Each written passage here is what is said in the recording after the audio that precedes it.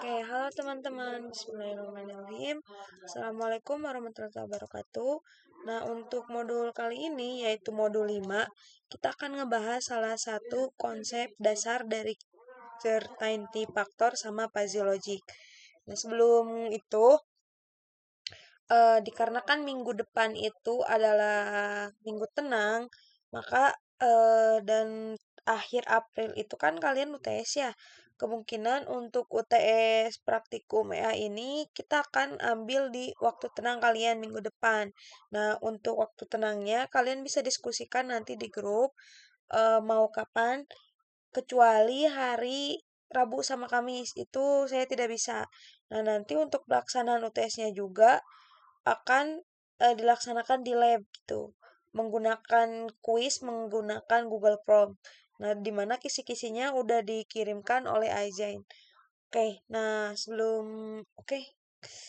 sebelum itu saya juga mau ngasih tahu juga kalau untuk nanti penugasan setelah UTS sampai dengan akhir pembelajaran kita akan mengadakan laporan di mana si laporan tersebut itu untuk melatih kalian agar terbiasa menuangkan apa yang kalian bikin dalam sebuah kode ke dalam sebuah karya ilmiah atau tata tulis, sehingga nanti diharapkan kalian ketika mengerjakan tugas akhir tidak kebingungan untuk menjelaskan produk apa yang kalian bikin. Seperti itu. Nah, di sini kita akan ngebahas Trinity Factor sama fuzzy logic. Oke, yang pertama Trinity Factor. Nah, di mana si Trinity Factor ini dia itu merepresentasikan ketidakpastian dalam sistem pakar. Nah, kebanyakan si F ini kita singkat aja ya. Jadi si F digunakan untuk mendeteksinya itu penyakit-penyakit gitu ya, kebanyakan nanti. Nah, salah satu kegunaan dari sistem pakar itu memudahkan kita sebagai user untuk mengetahui diagnosa penyakit apa yang kita sedang alami tanpa perlu ke dokter. Nah, selain itu juga, dokter juga kan kadang tidak ada setiap saat ya. Dengan adanya sistem ini, diharapkan dapat membantu kita untuk mendiagnosa penyakit ataupun membantu pengukuran logik yang lainnya, seperti itu. Nah, si centering faktor ini, dia itu rentang nilainya itu dari lebih dari satu atau plus one, di mana menandakan bahwa kebenarannya itu sangat yakin atau hasil dari deteksinya tersebut itu hampir mendekati akurat gitu. Nah, kalau nilainya nol itu tidak tahu atau netral. Kemungkinan diagnosanya itu perlu kita make sure lagi atau dikonfirmasi lagi kepada ahlinya. Nah, sedangkan kalau hasilnya negatif negatif satu berarti menandakan sangat yakin bahwa diagnosanya itu salah. Oke. Nah, si centraini faktor ini atau si CF ini dia ada rumusnya di mana di sini rumusnya itu kalau untuk rumus gabungannya ya CF1 ditambah CF2. Nah, kalau si nilainya itu lebih dari 0, maka nanti dia akan dikurangi 1 kurangi CF1. Sedangkan kalau nilainya kurang dari 0, maka dia akan dijumlahkan 1 plus CF1. Nah, kalau netral nanti ada penggabungannya. Nah, untuk lebih memudahkan, kita di sini coba lihat ada salah satu CF yang digunakan untuk mendeteksi penyakit kulit. Nah, di sini ada ya sebuah artikelnya. Kalau kalian ingin lihat bisa dikunjungi yang ini payatidu.com project Centralini Factor. Nah, perhitungan si CF ini kan tadi ada nilai CF1 ya. Nah, ini kan ada CF1, CF2. Nah, si CF1, CF2 itu didapatkan dari mana? Dari inputan si user ini, CF user, notepadnya. Kita biar lebih jelas. Si CF itu didapatkan dari awalnya ya. Awalnya itu CF user ditambah dikali dengan CF row pakar. Nah, contoh di sini kita untuk CCF usernya itu ada nilai kriterianya. Jadi, contoh di sini ada 6 keterangan. Ada tidak, tidak tahu, sangat yakin, cukup yakin dan sangat yakin. Nah, kita kan akan mendeteksi tumor kulit ya. Nah, nanti si user itu bakal memilih beberapa pertanyaan. Apakah jawaban user itu tidak tahu yang sedang dia alami atau cukup yakin dengan yang dia alami. Nanti nilainya ini udah ditentukan.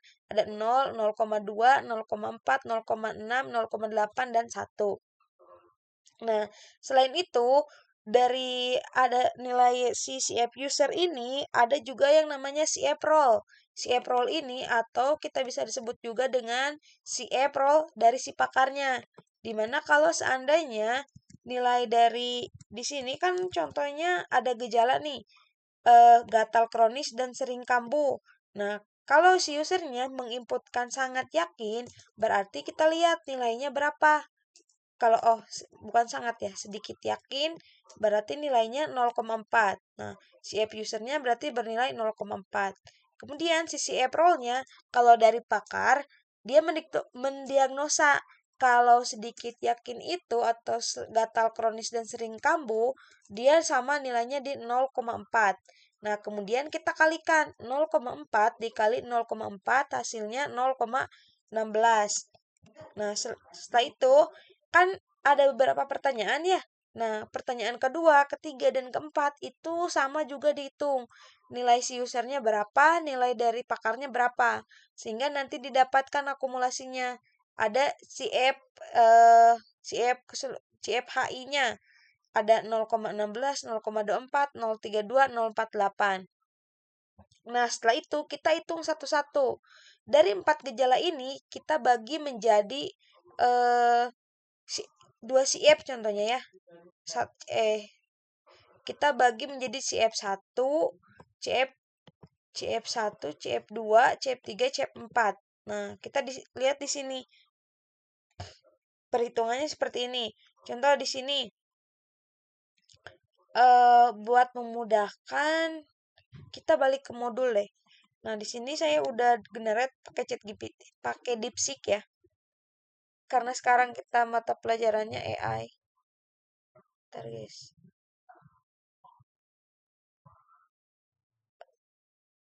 Nah, oke kan di modul ini kan ada ya, di modul itu ada studi kasusnya.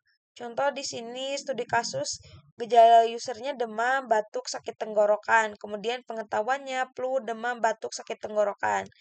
Nah, dari tersebut, dari gejala sama pengetahuan pakarnya tentang flu, demam, si user itu contoh dia menginputkan yakin, berarti nilainya 0,7 contohnya. Kemudian batuk, oh user itu sedikit yakin, berarti contoh nilai sedikit yakinnya itu 0,5. Kemudian sakit tenggorokan, dia agak yakin contohnya ya. Nanti nilainya itu 0,6. Nah, kemudian dari pakarnya juga dia akan mendiagnosa kalau demam nilainya 0,8. Kalau batuk nilainya 0,7, kalau sakit tenggorokan nilainya 0,6. Nah, setelah itu kita hitung CF demam, kemudian CF batuk, CF tenggorokan. Kita hitung satu-satu.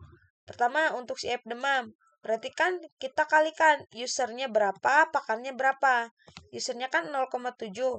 Kemudian pakarnya 0,8. Berarti hasilnya 0,56. Nah, kemudian yang batuk. Yang batuk berarti 0,5 dikali 0,7. Hasilnya 0,75. Kemudian yang tenggorokan juga sama. CF tenggorokan itu 0,6 kali 0,6 hasilnya 0,36. Nah, setelah itu kita gabungkan secara keseluruhan. Pertama, anggaplah yang CF demam ini dan CF batuk kita nilai sebagai CF1 untuk demam, CF2 untuk batuk. Maka nanti 0,56 ditambah 0,35 berarti hasilnya berapa? Terus dikali 1 dikurang 0,56. Nah, karena ini ada dalam kurungnya, kita ada hulukan yang ada di dalam kurung ini. Berarti 1 dikurangi 0,56 hasilnya 0,44. Kemudian 0,35 ini kita kalikan dengan 0,44 sehingga hasilnya 0,154. Nah, kemudian kita tambahkan dengan yang si F1-nya 0,56 tambah 0,154 hasilnya 0,714. Yang 0,714 kan yang si F3-nya belum ya, yang sakit tenggorokan.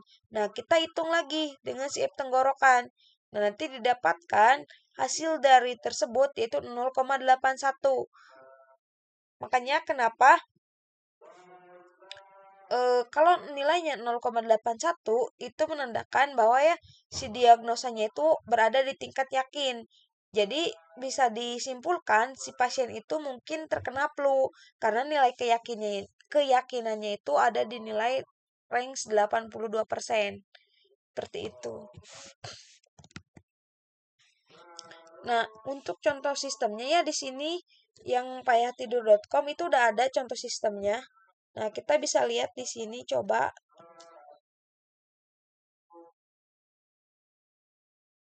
Baik. Nah, ini ada demo program.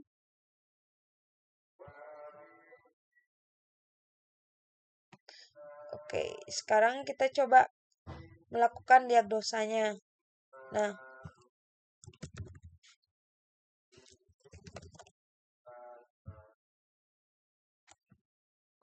Nah, kita kan di sini nih, di sini ada 25 gejala.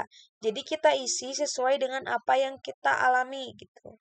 Contoh ini kita isi beberapa aja ya, acak ini sedikit yakin. Iya. Nah, ini kan tentang penyakit kulit ya. Penyakit kulit ya. Oke. Sekarang kita lakukan diagnosa. Oke. Nah, nanti di sini setelah data yang kita alami kan saat ini alergi dimulai sejak dini, nilai keyakinan kita cukup yakin 0,6 nilainya tuh. Gatal di malam hari 0,4. Kalau berkeringat pada telapak tangan dan kaki itu nilainya 1, demam 0,4. Itu si usernya. Nah, kemudian untuk si penyakit ini, penyakit kulit ya, penyakit kulit itu kan ada beberapa penyakit. Nah, di sini dikategorikan sampai ke beberapa penyakit. Nah, karena tadi kita milih yang alergi sejak dini, itu dia masuknya ke penyakit dermatitis. Nah, nanti kita hitung gejala yang termasuk ke penyakit dermatitis itu apa aja. Nah, kalau di sini udah ada kan ada 3 penyakit. Maka nanti, bukan 3 penyakit ya, 3 gejala. Maka nanti nilai CCF-nya ketika kita hitung keseluruhannya itu ada 0,48. Kemudian untuk gejala 3 dan 18 itu kan bisa termasuk juga ke penyakit kadas. Nah, kita hitung. Oh, ternyata kalau penyakit kadas itu nilai CF-nya itu 0,8. Kemudian sampai yang terakhir. Nah, kita lihat dari keseluruhan gejala yang kita alami, penyakit mana yang certainty faktornya itu lebih tinggi. Nah, kalau kita lihat di sini, certainty faktor yang paling tinggi itu kadas. Karena gejala yang kita alami itu lebih mendekati yang ke sini, nilainya lebih tinggi gitu.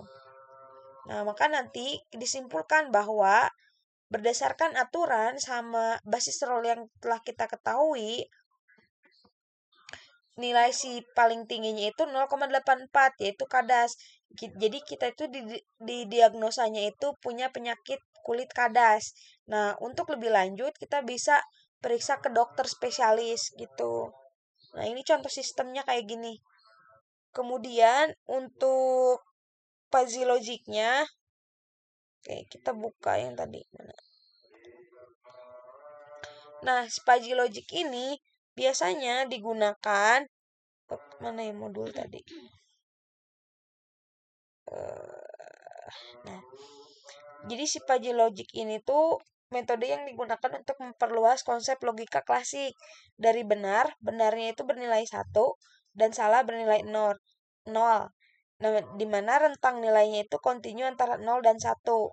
Nah, biasanya kan digunakan untuk informasi yang tidak pasti, ambigu atau sifatnya seperti linguistik. Kayak apa linguistik tuh yang dirasakan oleh manusia kan? Kayak panas, dingin, rendah, tinggi. Contohnya kayak gitu. Nah, Di sini eh, Fuzzy Logic ini dia memiliki beberapa komponen, di mana komponen ini harus ada di Fuzzy Logicnya. Sini kan ada 5 ya. Pertama ada Fuzzy Set, yaitu himpunan dengan batasan. Kemudian ada membership function, kemudian ada Fuzzification, inference, sama Defuzzification. Nah, untuk studi kasusnya, kita di sini coba ingin studi kasus sederhana aja. Nah, bentar. Kita gunakan bahasa bayi. Oh, ini. Nah, contoh di sini. Kita akan menghitung atau menggunakan sistem pakar itu untuk mengetahui tentang AC otomatis, di mana kita ingin mengatur kecepatan kipas kita sendiri dengan menggunakan si fuzzy logic. Nah, pertama kita bikin fuzzy setnya. Nah, fuzzy set di sini untuk AC itu anggaplah kita mau lihat dua hal. Pertama, suhu ruangan, kemudian yang kedua ada kelembaban. Nah, suhu ruangan itu kan ada panas sama dingin. Sedangkan kelembaban itu kan ada kering sama lembab gitu kan. Kemudian dari suhu ruangan kita kasih 3 kategori, yaitu ada dingin, nyaman, sama panas. Dengan tingkat derajatnya seperti yang di sini. Kalau dingin 15 sampai 25 dan panas itu 25 sampai 35. Sedangkan kalau kelembaban itu kan ada kering sama lembab. Nah, sekering sama lembab ini ada nilai eh berapa persen berapa persen persentasi kandungan airnya kan kalau lembab tuh. Nah, di sini kalau kering dia itu 30 sampai 60%, kalau lembab 50 sampai 80%. Nah, kemudian contohnya suhu di ruangan yang di lab itu ya, suhunya itu 28 derajat Celcius. Nah, itu kan sedikit nyaman, sedikit nyaman. Nah, si sedikit nyaman ini anggaplah dia itu kita pilihnya dari agak, kata agak. Nah, nilainya itu 0,4 contohnya. Kemudian sedikit panas nilainya 0,6 atau lumayan, lumayan panas. Nah, sedangkan kelembabannya itu 65%. Itu kan nilai sedikitnya itu 0,5 kalau sedikit lembab contoh gitu ya. Sekarang selanjutnya kalau udah bikin fuzzy set berarti kita tinggal bikin aturannya. Nah, aturannya simple kayak gini ada dua. Nah, kalau panas atau lembab, maka si kipasnya itu bakal semakin cepat. Sedangkan kalau nyaman dan juga lembab, maka kipas jalannya itu secara sedang. Nah, kemudian berarti kan dari tadi ya suhu 28 derajat Celcius, berarti panas 0,6, kemudian kelembabannya 65%, lembabnya 0,5. Kita tinggal hitung 0,6 sama 0,5 gedean yang mana? Berarti kan kalau maksimalnya itu 0,6 ya, paling besarnya itu 0,6. Berarti menandakan bahwa si kipasnya itu bakalan berputar dengan cepat gitu. Nah, kalau kalau atau berarti kan atau itu suatu kondisi salah satunya. Beda beda sama kata dan gitu. Terus kemudian ada dipujifikasi. Nah, kalau dipujifikasi si aslinya itu dia kan gabungan semua aturan. Terus dia mencari tengah-tengah sehingga nanti hasilnya kipas itu akan menyala 62%, di mana tidak terlalu lambat sama tidak terlalu cepat atau sedang gitu. Intinya kalau di pujifikasi itu tengah-tengahnya. Nah, contoh nih, kalau analogi kalian punya adik. Nah, punya adik berarti kan pertama setnya lihat kondisi, lihat kondisinya itu bahwa si adik itu sedikit rewel, nilainya 0,7. Kemudian sedikit ngantuknya 0,3 nilainya. Maka kalau rewel kasih boneka, kalau ngantuk kasih selimut. Nah, kan nilai dari rewel sama ngantuk ini nilainya lebih besar rewel. Berarti nanti eh kita ke si ade bayinya ini bakal ngasih boneka. Kenapa ngasih boneka? Karena si sedikit rewelnya itu nilai pajinya itu lebih besar 0,7. Kayak gitu. Nah, selain itu juga kalau dari kedua algoritma tersebut, mana ya? Tadi eh, biasanya nih, pertama dari aspek tujuan. Untuk si app ini, untuk dari aspek tujuannya, biasanya menggabungkan keyakinan dari gejala. Sedangkan kalau fuzzy logic biasanya menangani nilai ambigu kayak sedang panas, sedang hujan, kemudian sedikit sedikit berangin atau apa gitu. Kemudian untuk outputnya sendiri, contoh output dari si central faktor ini dia berupa angka biasanya. Kayak gini 0,8 kayak tadi. Berarti kalau 0,8 itu kan mendekati 1. Kalau mendekati 1 berarti tingkat keyakinannya itu yakin.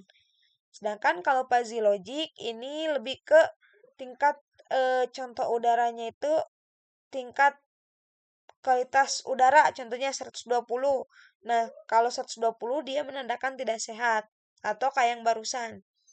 Nah, kegunaan dari si app biasanya digunakan diagnosa penyakit dan sistem pakar. Kemudian kalau fuzzy logic biasanya kontrol suhu, kualitas udara dan lain sebagainya. Oke, mungkin segitu ya untuk eh, pembahasan materinya dan untuk codingannya. Nah, kalian bisa coba jalankan kedua dari codingan setiap algoritma ini. Nah, dimana kalau untuk sisi app itu ada 3 kode. Pertama ada yang simple kayak gini, yang tadi kita coba hitung. Sehingga nanti untuk yang si app ini tuh hasilnya harus 81, 0,81. Sedangkan ada juga nih kalau multiple penyakit. Nah, kalau multiple penyakit berarti kan pengetahuan dari si pakarnya itu ada 2 penyakit, ada rheumatoid arthritis sama osteoarthritis. Nah, ini kan nama penyakitnya. Sedangkan ini gejala si usernya. Nanti dicocokkan. Untuk perhitungannya sama kayak yang sebelumnya. Nah, nanti gejalanya berapa? Kemudian ada juga yang multiple penyakit dengan bobot gejala. Jadi si gejalanya itu dikasih nilai bobotnya. Nah, di sini bobotnya berapa gitu. Nanti tinggal hitung lihat hasilnya berapa. Nah, yang fuzzy logic juga di sini ada 3 codingan. Ada yang sederhana untuk suhu rendah, tinggi, dan sedang gitu. Kemudian ada tentang kualitas tang tingkat air dalam tangki atau klasifikasi gitu ya. Kemudian ada juga indeks kualitas udara atau air quality index. Nah, nanti kalian cobain codingannya dan ini untuk tugasnya minggu ini. Oke, sudah ada di e-learning, deadline-nya sampai tanggal 24. Nah, di mana tugas kalian ini? Oke. Nah, pertama, kalian ubah si codingan yang si app yang 3 itu, tapi di sini kan ada beberapa gejala nih. Ubah nilai si app gejala dan amati perubahannya. Jadi kalian ubah-ubah eh, nilainya, terus perubahannya nanti kayak gimana. Terus tambahkan 5 gejala baru seperti dengan nilai si app-nya. Nah, nanti ada perubahan juga jika demam diubah menjadi 0,2, bagaimana hasilnya dan mengapa. Nah, kode yang demam ini ada di contoh si app kode pertama. Nanti jelaskan perubahannya kayak gimana. Kemudian, hasil dari codingan yang telah kalian rubah nanti dimasukkan ke dalam text cell. Nah, text cell ini contohnya kayak gini. Nah, wait, Google Colab-nya kita buka.